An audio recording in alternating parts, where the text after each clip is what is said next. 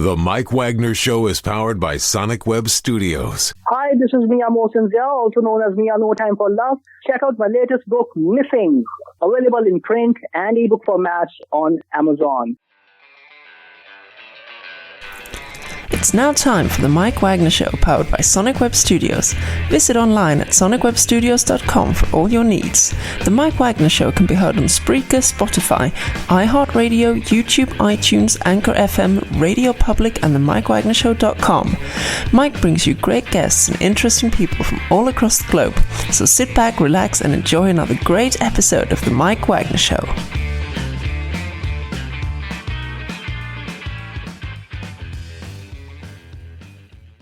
Hey everybody, it's Mike from the Mike Wagner Show, powered by Sonic Web Studios. Visit online at sonicwebstudios.com for all your needs. Looking at a professional website without breaking your budget, Sonic Web Studios is the answer. Sonic Web Studios offers fast, affordable custom web designs that blow the competition away. Call today, 1-800-303-3960. That's 1-800-303-3960, or email to support@sonicwebstudios.com. Mention the Mike Wagner Show, get 20% off your first project. Sonic Web Studios. Take your image to the next level. Also, time to give official shout out to our official sponsor of the Mike Wagner Show, international warring author Mia Mosinzia. If you love fast-paced mysteries, you'll love Missing by Mia Mosinzia, available on Amazon in paperback and ebook. Missing is fast-paced and intriguing with an unforgettable twist. Takes place in 4 countries, 2 strangers, 1 target, where truth is an illusion and those you love will be the first go missing. It's available on Amazon in paperback and ebook. Missing by Mia Mosinzia has got great reviews and even loved and endorsed by Hollywood celebrities, including Jenna Cassidy, Forbes Riley, and many others. So grab your copy today for Goes Missing by Mia Mosinzia, available on Amazon. Also, check out the Mike Wagner Show at themikewagnershow.com on over 30 podcast platforms, including Facebook, SoundCloud, Spreaker, Spotify, and iHeartRadio. Also, Anchor FM, iTunes, Google Play, Amazon, Audible, Apple Music, and more. Take the Mike Wagner Show with you on any mobile device. Subscribe to the Mike Wagner Show on the YouTube channel. Follow the Mike Wagner Show on Instagram and Twitter today. And for great gift ideas, go to Amazon.com and check out the Mike Wagner Show podcast. T-shirts, pop sockets, throw pillows, tote bags. Makes great gifts year-round, 24/7 for family, friends, and loved ones. And for more great gift ideas, go to Amazon.com/Mia Mosinzia and check out his great books like Missing, Once, and Wrinkles. Also cool merchandise like T-shirts, pop sockets, throw pillows, and phone cases and more. Amazon.com/Mia Mosinzia. Check it out today and support the Mike Wagner Show on Anchor FM, PayPal, and the MikeWagnerShow.com. Make sure you give generously today.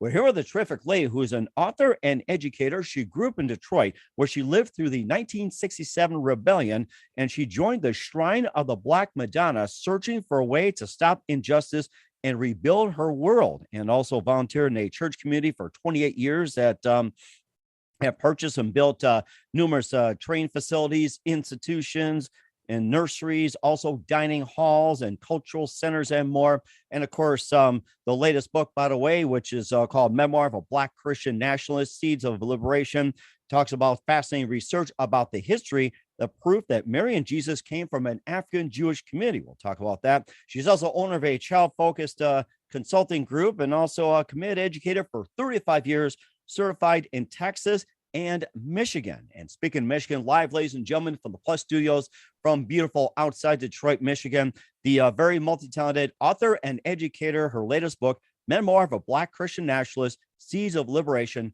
Dr. Shelley McIntosh. Dr. Shelley, good morning, good afternoon, good evening. Thanks for joining us today. Good evening, and thank you for this opportunity. Well, it's great to have you on board, too. I mean, you've got an amazing 35 years of experience and everything. You grew up in Detroit, where you lived through the 67 rebellion, joined the Shrine of the Black Madonna, searching for a way to stop injustice and rebuild her world. You also volunteered in the church community for 28 years. You're a committed educator for 35. You're certified in not just in Michigan, but also in Texas. And let's talk about your book as well, including fascinating research about history proving that Mary and Jesus came from an African Jewish community. And before we get into all that, Dr. Shelley, tell us how you first got started. Okay, so I always say that education chose me. Mm-hmm. And I believe just people were put on my path that led me that way. My mother and father, my father was a Baptist pastor, so he had me teaching Sunday school at a very young age. Wow. And I believe because maybe there were no adults there to do it. So he chose his children to do it. So I was teaching a 5-year-old group. when I was about 11 or 12 years old. Wow. Okay. So I came up in the Baptist church. Again, my father was a Baptist minister. And education chose me. As I grew up, I always found myself working with children and teaching.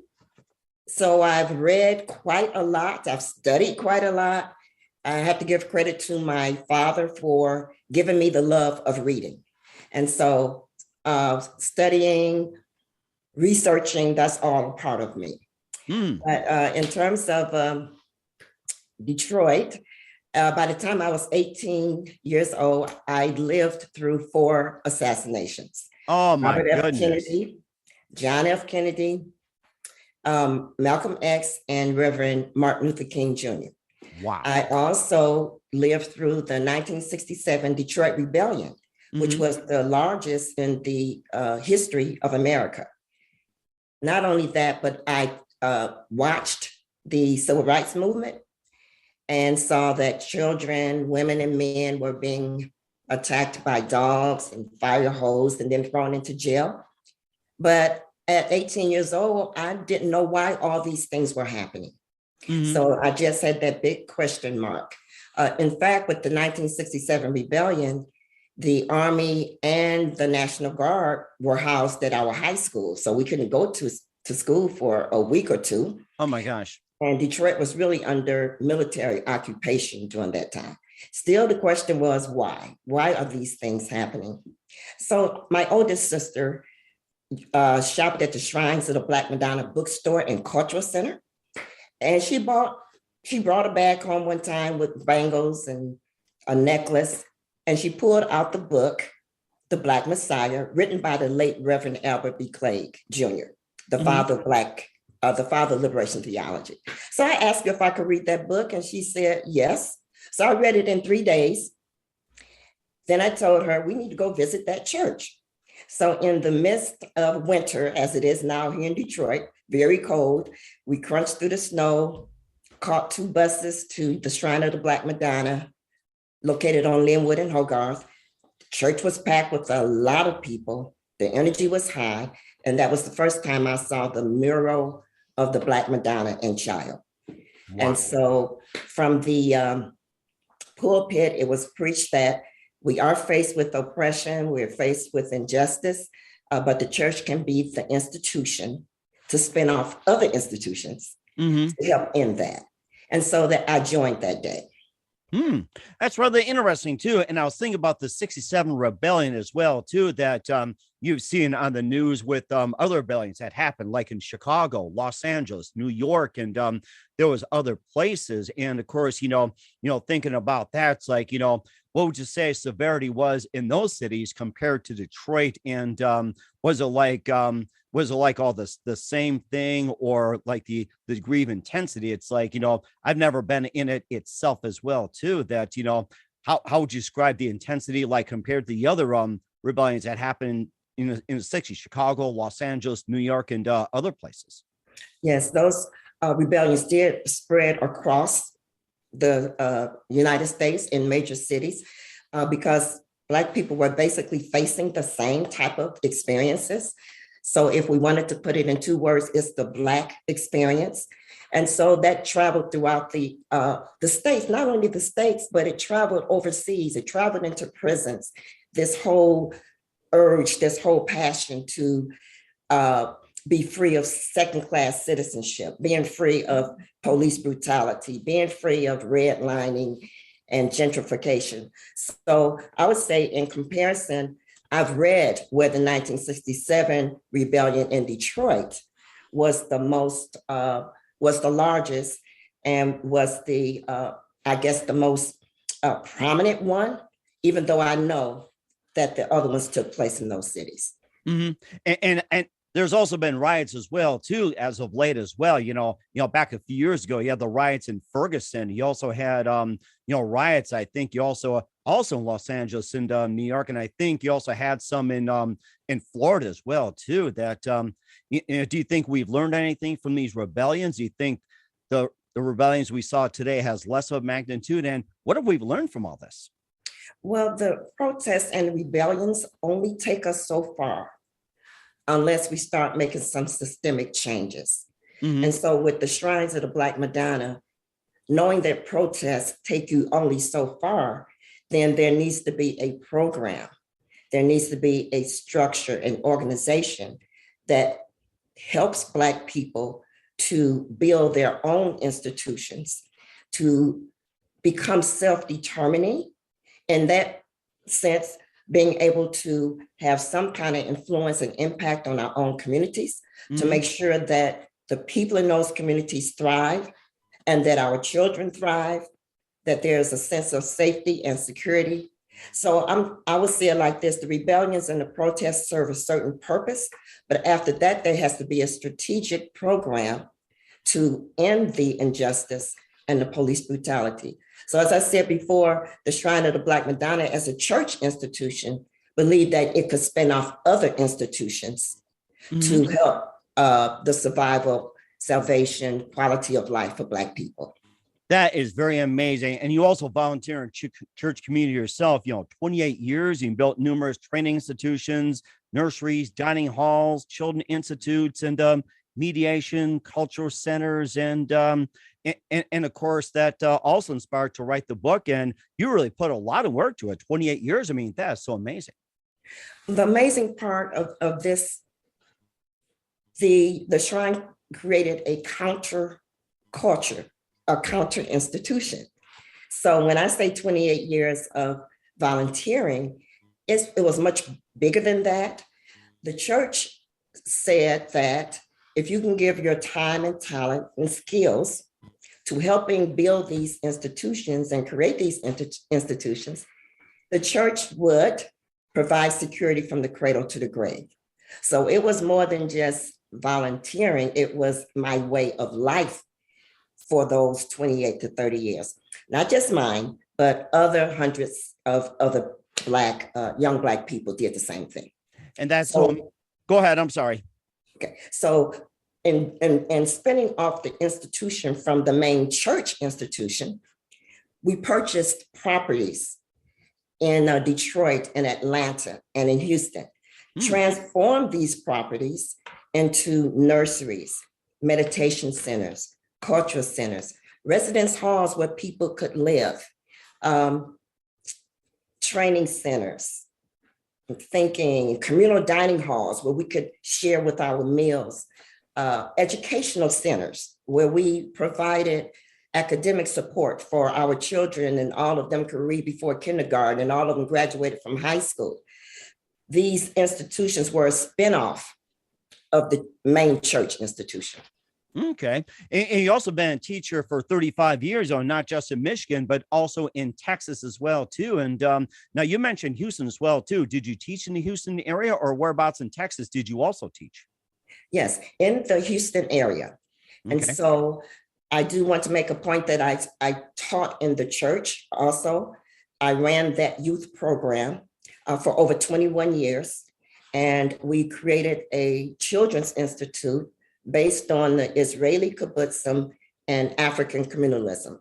So our children lived in dormitory type settings where we addressed them academically, physically, spiritually, and socially.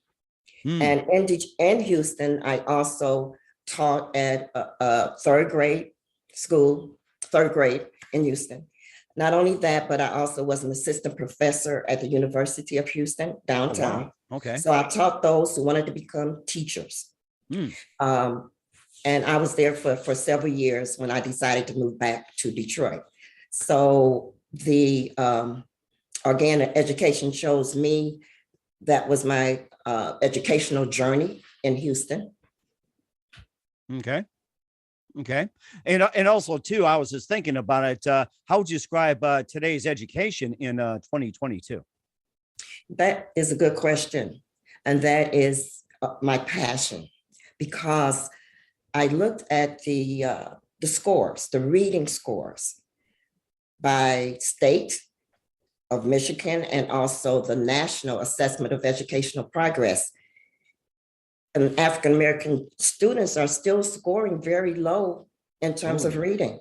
Wow. The gap is still there. African-American students, Latino students, they're still scoring low. So if you ask, what is the state of education? Then I would say that it is failing a lot of students.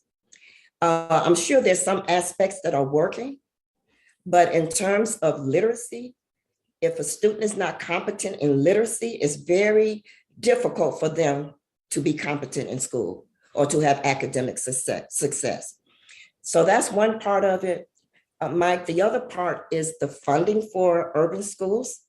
And that is really, there's inequitable funding.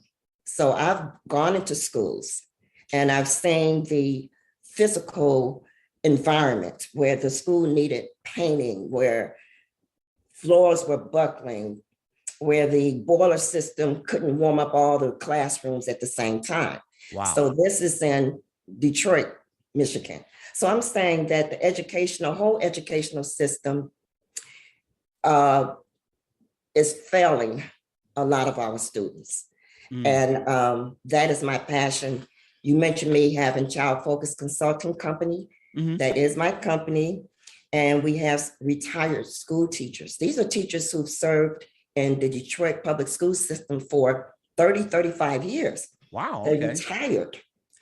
But they have this passion to support our students in literacy.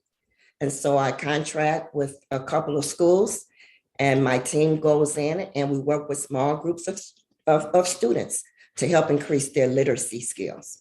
Okay, that's amazing. And where can we find child focus consulting at? Okay, so I do have a website, and it is childfocus-consultants.com. The information would be there, but I also have a page on my other website, which is my author website at shelleymcintosh.com, and you can find the child focus services on both of those. We certainly will do so. And speaking of your website, you being an author, we'll talk about your amazing book, Memoir of a Black Christian Nationalist, Seeds of Liberation. We'll talk about it in just 1 minute. But first, you listen to The Mike Wagner Show at themikewagnershow.com, powered by Sonic Web Studios.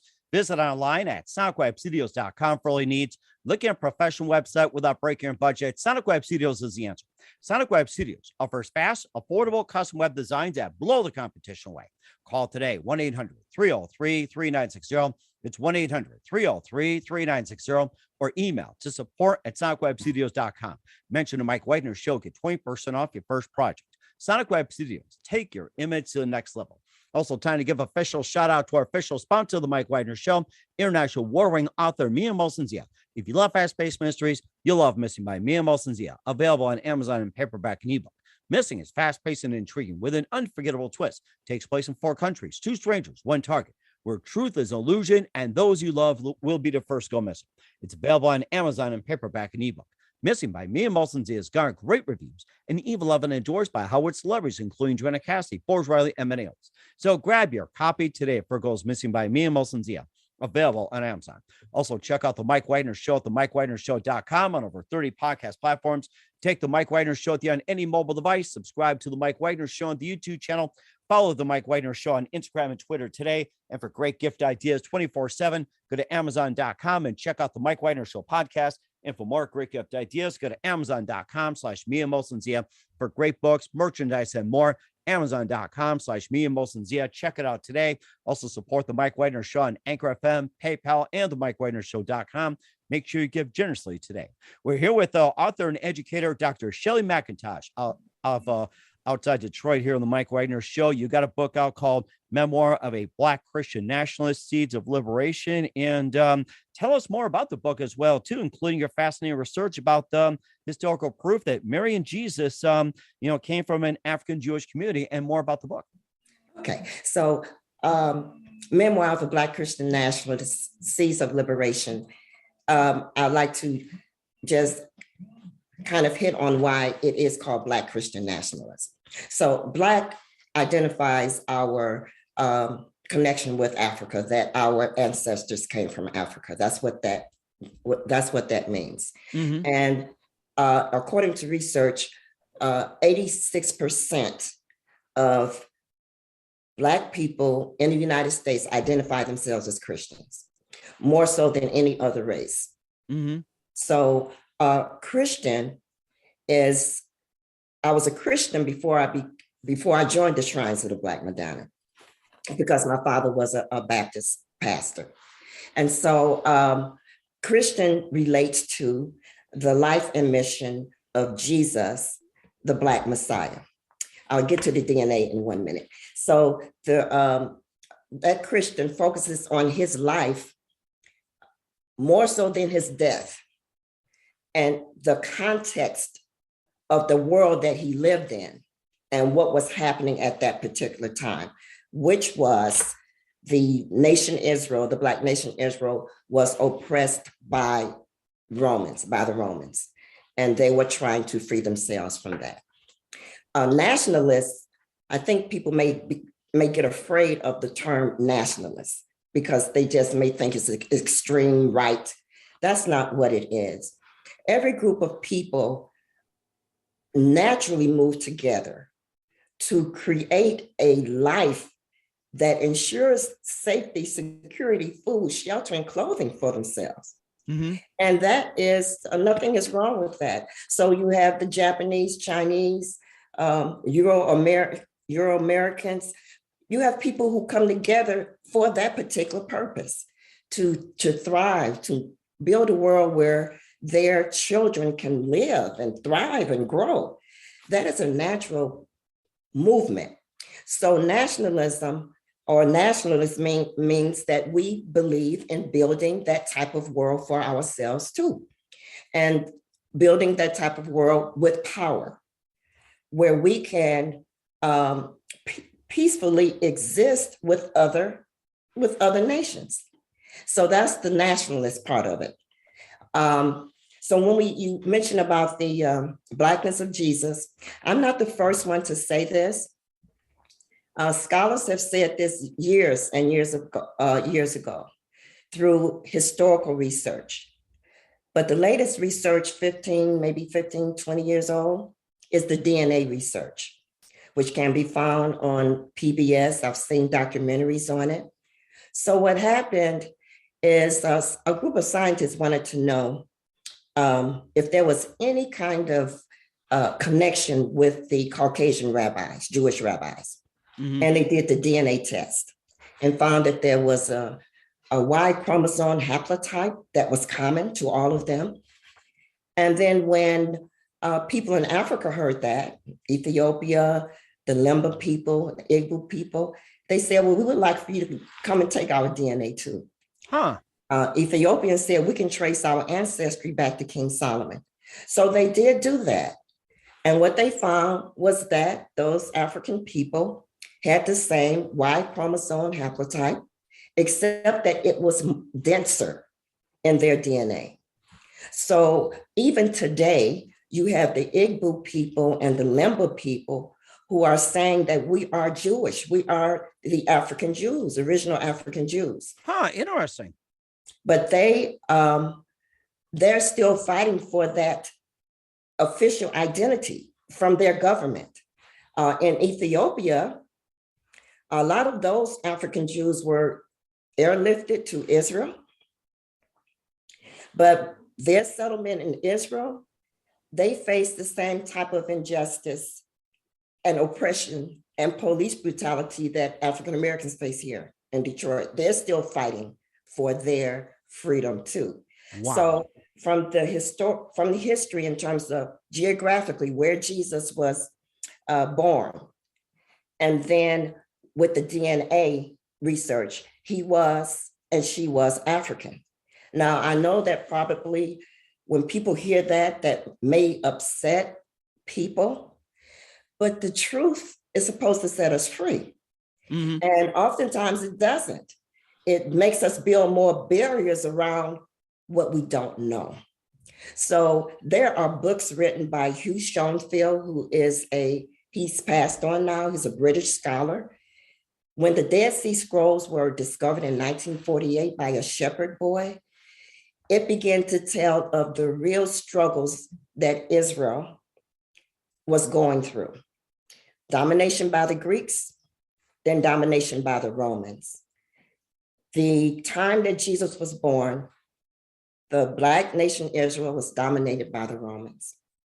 And that is historically true. Wow. So when we look at Jesus being baptized at the River Jordan, no one else saw that experience but Jesus when he said he had power. And then in Luke, he says that he's come to free the oppressed, to set the downtrodden free, to proclaim the Lord's year of favor. That was the same thing that the prophet Isaiah said in the Old Testament.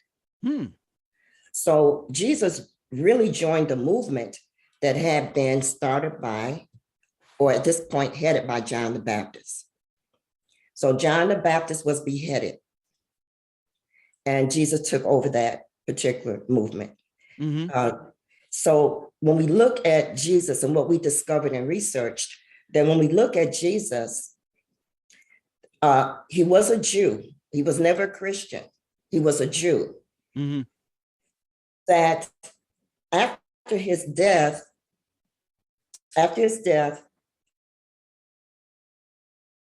and when his disciples experienced this power, they call it Pentecost, that was a movement. It wasn't just a church. It was a movement of them seeking to free themselves from Roman oppression. So there are books out there that talk about that. There are some documentaries that will point to that. And Hugh Schonfield's books, it talks about the Pentecost Revolution, the Jesus Party. There are some books called the Essene Odyssey. The Essenes set themselves apart. You won't find it in some Bibles because they've taken those books out. So we're left with the New Testament and the Old Testament, but there is the Apocrypha that talks of the Greek domination and how the Maccabees fought against that. So Mike, it's this studying that we had to do in the Shrines of the Black Madonna. The founder, Reverend Albert B. Clay, believed in discipline study. So when I joined, we were given a book list of 25 books to read. Wow. And then after that, we continued to studied documentations from Caucasian authors as well as African-American authors. Wherever we found that information, we studied that. And so what I'm speaking from is not a fairy tale. I'm speaking from research and study about who Jesus is and who he was. So if you have him leading this movement to free themselves from Roman oppression, that's the reason he was crucified. Okay. A crucifixion is a Roman execution. The Romans created that. So he was crucified because he was stirring up the people. When he went into the temple, and many Christians know that story, and he overturned the tables, that wasn't just a fairy tale act. The temple was the center of power. And there were taxes collected in the temple. There were governments. There were places where they made laws. All this took place in the temple. So when he went into the temple and did that, that was a strike against the existing power structure. Not only was Jesus crucified, but as we read on, all of his disciples were crucified. Why? Why? If they were spreading a message of peace, why are they crucified? They were crucified because the first Christian church was a movement for liberation and freedom. And when the Shrine of the Black Madonna, the founder, he worked with a lot of historians, a book called The African Origins of Christianity, and rediscovering who he really was. That was the theology that the Shrine of the Black Madonna based their program on. That we are adopting the same struggle that Jesus was in, and that same struggle is going on today. That sounds like a struggle that's going on, especially going from 2,000 years. You mentioned about, what was it, the book of was it Akapa or Gapa? And I'm trying to Apocrypha. Okay, and I've heard about the book of Maccabees. There's also a book of Jasper, and there's also or Jasher, and there's also some other books as well too, like with Tobit, and also an extension of I'm trying to think right now. It'll come to me later. Where was that book Apocrypha placed around the New or Old Testament? Where was that placed? Okay, the Apocrypha is placed between the Old Testament and the New Testament. And you can find it in the New Jerusalem Bible. They kept some books in there. And I think someone told me that there's maybe the Revised Standard Version, maybe one version has those books in there, but they can be found on the internet, the books of the Apocrypha, and then other books that were taken out of the Bible. But you mentioned the Maccabees. The Maccabees fought against Greek oppression, and it was guerrilla warfare for them. And they did succeed. But with the early Christian church, that movement, it failed. And so in 70, I believe it was 70 AD, the Romans finally defeated them. And the Jewish and Christian, that movement was stopped. The African Jewish Christian movement was stopped. Okay. So the Roman Church, the Roman Empire, adopted Christianity later because they saw the commitment, the passion that these early Christians, African Christians had. They adopted it to save the Roman Empire because the Roman Empire was on a decline. So there were Roman bishops set up as they set up their church, and these Roman bishops met in the Council of Nicaea. And in these councils, they reinterpreted the life of Jesus. What we know of Jesus, a lot of that came out of those councils. So they set the birthday of Jesus. They also could not say that he was the Black Messiah. So they said that he was the Son of God, God the Father, God the Son, God the Holy Spirit, and said that Jesus was the Son. Then they said that you can have faith without works and you can still get to heaven. These type of tenets were put into the Roman Catholic Church. The image was painted, like Michelangelo in the 15th century painted Jesus white. But a lot of these images of Jesus being Black and his mother being Black, those are still in museums. Okay. So the Michelangelo painting Jesus white. So now this whole image and life of Jesus has been distorted. And even in my father's house, there was an image of a white Jesus. And I think the world has been living with that for quite a while, that false image. And again, it's also around 2,000 years, 1,000 years, somewhere around there. And I also thought about it too, like with the oppression. Also, I wasn't sure if it was mentioned too about the Pharaoh as well too, and how he treated people in Egypt as well too. So I don't know if there's anything that's tied to the Pharaoh or anything like that. So, well, the Egyptian pharaohs, they were African, and if you have a group of people who's fighting or who's struggling for their freedom, for their own land, yes, in Egypt they were, but not at the same extent as the African slave trade. But it's still a form of oppression, and no people deserve to be oppressed.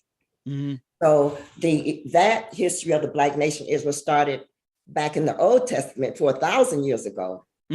When that covenant was made between Abraham and with God, I'll be your God if you will be my people. So they struggled for a long time to become a people, to live like a people, to love, to share, to act like a people. So they were oftentimes captured by other African nations. Wow. And so, yes, the pharaohs, Egyptian Pharaoh was part of that oppression, and that's how they left out of Egypt. with the Moses and parting of the Red Sea. Yes, that's my favorite part. I watched the 10 Commandments, the what was it, the 57, 58 version, Cecil B. DeMille. It's like I can still remember in my head, God and this and that, and then just the water's just part. I mean, that was just pure cinematography back then. So it was. So that struggle of Israel, the Bible really is the history of the struggles of the Black nation Israel. And that, again, many people don't want to digest that. But if you read carefully in there, we see that nation is mentioned over 1,000 times because that's what they wanted to do. They wanted to have their own way of taking care of themselves, of not being oppressed by another people. So it's in there. Then they run into where they don't want to serve God. They want a king, and then God gives them a king. And then the kings also, some of them are not doing the right things. So it is a history. You can trace their history of the Black nation Israel, struggling to become a people and to become a covenant people of God. And I remember too, they're complaining about they want a king, then a king of a king of a king of a king. And I remember that they got fed up with Moses. They started, making a golden calf and then started dancing around it. So I had that picture as well too. It's just like, oh my goodness. Yes. So it was difficult. It was a difficult journey. Yeah. Go ahead. I'm sorry. No, go ahead. The fact remains is that the Bible is a history of the Black nation Israel. And what we've gotten today is really a distorted image and some distorted truth.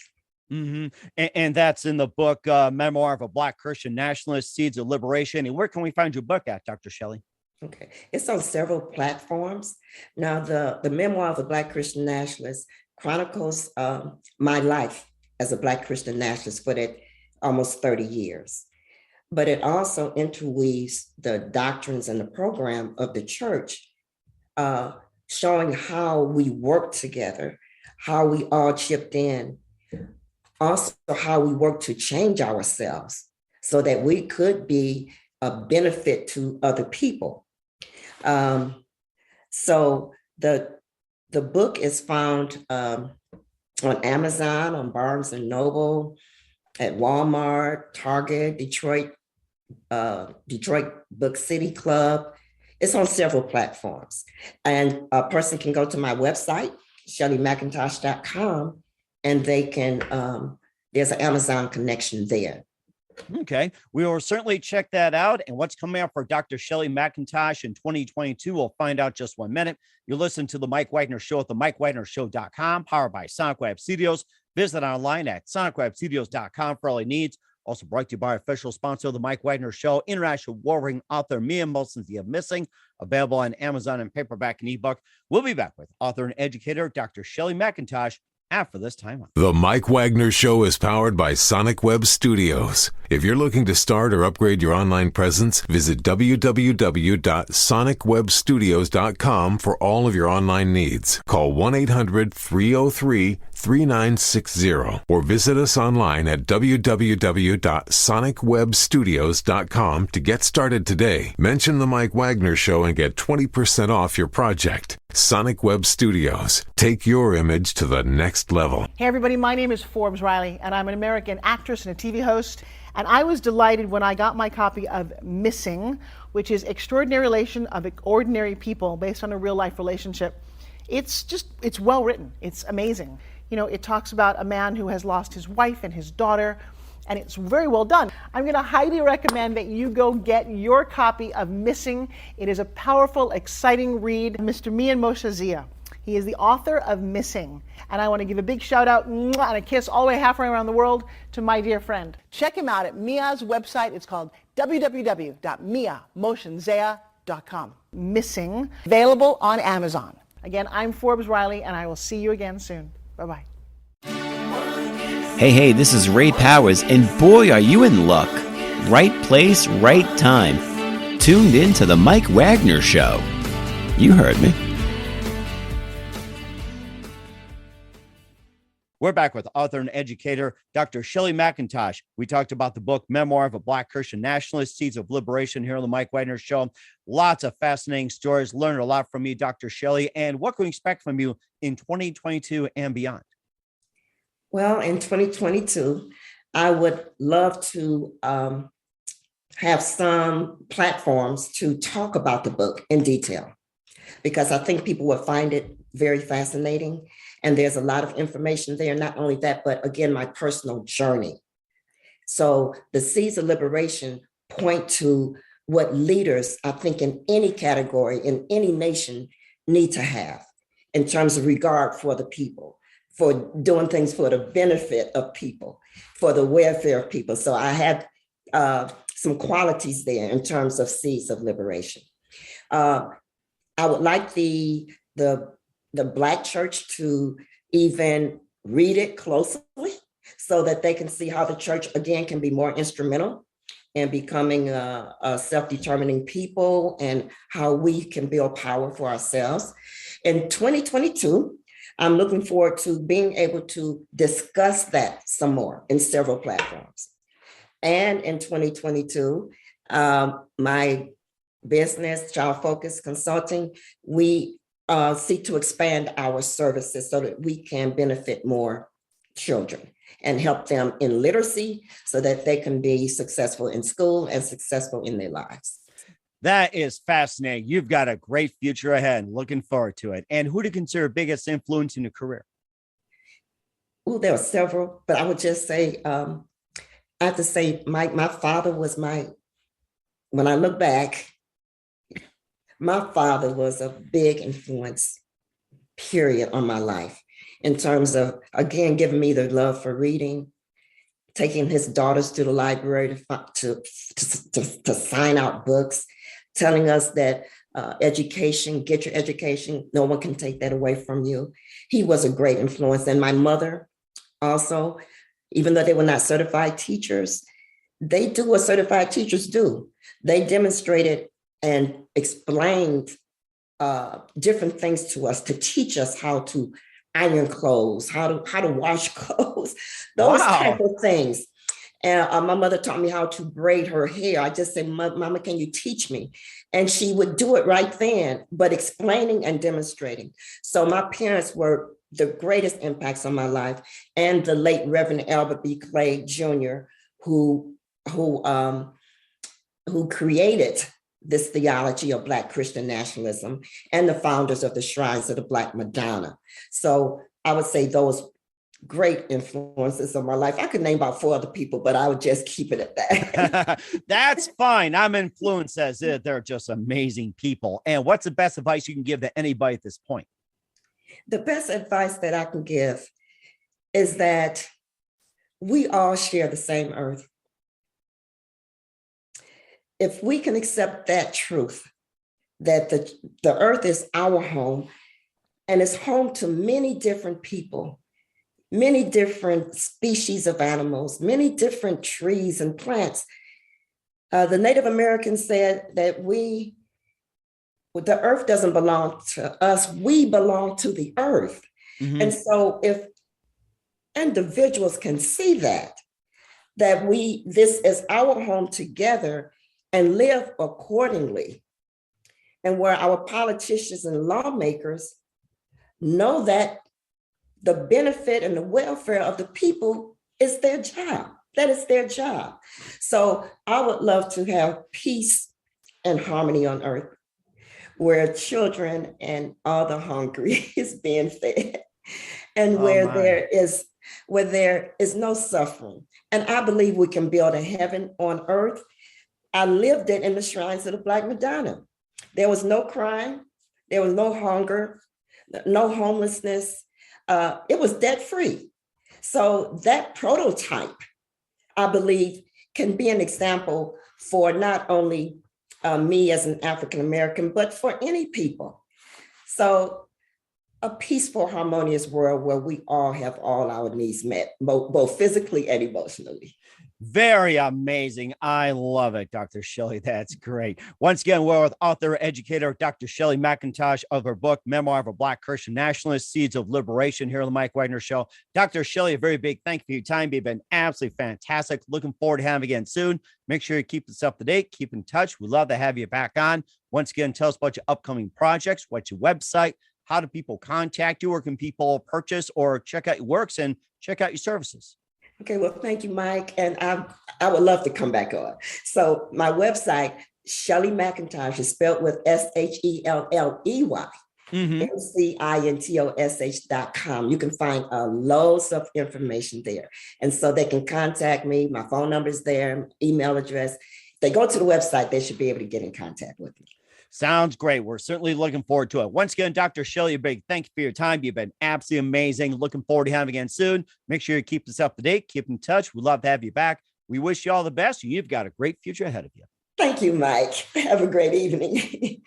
The Mike Wagner Show is powered by Sonic Web Studios. If you're looking to start or upgrade your online presence, visit www.sonicwebstudios.com for all of your online needs. Call 1-800-303-3960 or visit us online at www.sonicwebstudios.com to get started today. Mention the Mike Wagner Show and get 20% off your project. Sonic Web Studios. Take your image to the next level.